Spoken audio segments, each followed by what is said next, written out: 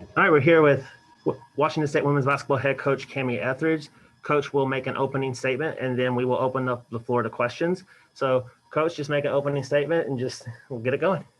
Well, I'm just so excited to be sitting here and thinking about the prospect of playing Friday. Extra excitement, the fact that it's a rival and it's UW.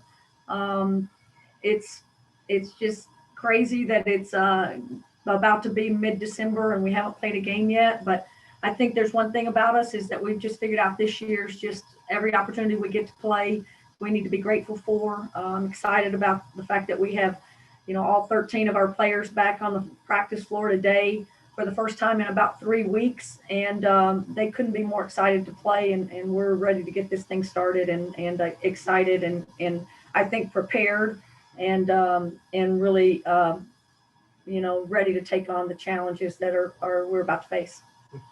Can you talk a little bit about Washington? It's a team that's got 4 games already under their belt. Probably a little bit of a competitive advantage since they've had some games and you haven't. What do you expect to see out of the Huskies, and how do you see that playing out? Kind of, they've got 4 games versus your 0. Could be they don't know how to scout you guys because there's no tape to scout yet for the 2020-21 Cougs yet. So is that an advantage going in against a team that's already played so many games? And then what do you expect out of the Huskies? Well, we'll take any advantage we can get, and that is the one advantage. We're really different than a year ago. The personnel, you can't possibly know much about our personnel. So in this early part, we're gonna have that advantage, I think, over some of our opponents. But that'll go by fast, and at this level, everybody can play, and you have to guard everybody in the pack kind of the same way. That most everybody can shoot it, most everybody can put it on the floor, and they're threats in a lot of different areas of the game. UW is so unique in the way they play that I've often said, like, this might be the one game of the year that you coach the least in, because you can't micromanage on the versus their defense. You really have to put a lot of faith and confidence in your players that they're going to make the right reads.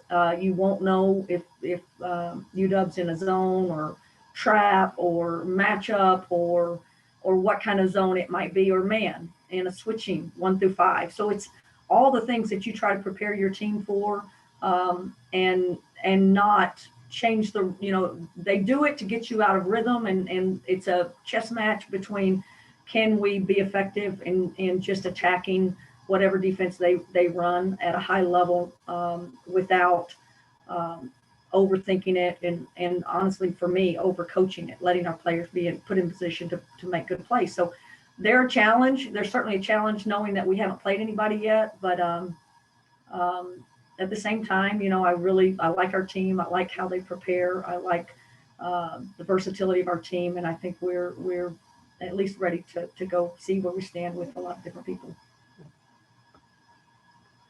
We got Daniel Schur with the Daily Evergreen. Daniel, go ahead. Thank you, Coach. What excitement have you seen from the team in regards to starting the season against the in-state rival? Well, yeah, I can't even tell you. I mean, we were close to getting on a plane to go to Cal and just had a setback. And so, 4 or 5 days off, when players have 4 or 5 days off, you don't know how they'll come in. And then what I saw last night actually was just like, about 7 of them feeling like they were like just freed little birds. They were just like so happy to be back in the gym and with the ball in their hands. And, it just makes you go, that's why we're just going to keep grinding this thing out. We want to play. These kids want to play. They're competitive. They've been working so hard for the opportunity to play. We just need to be unbelievably safe and smart in how we approach this thing and do everything we can to make sure that this game goes on and we get all our games in the rest of the season. So needless to say, I think you'll see a team that's rearing to go on Friday. What are you looking for from your returning players going into the first game? Yeah, I think that's a hard question, because I think we're going to play so many new players. And our starting lineup is probably going to be 3 new guards. And then the 4 and the 5, Ula and Bella will be in the 4 and the 5 spot. So they're a little bit older, but guard play is so key for you, I think, for your success of your season, and for your team and for any given game. So what I expect is our guards to be just what they've been in practice, high IQ players, super competitive. They're going to be smart in how to guard people and compete in every single situation. I love our depth in our guard game. I think we have Sherilyn's going to come off the bench, and she gives us just a different dynamic. Grace Sarver's going to come off the bench and has looked great in practice.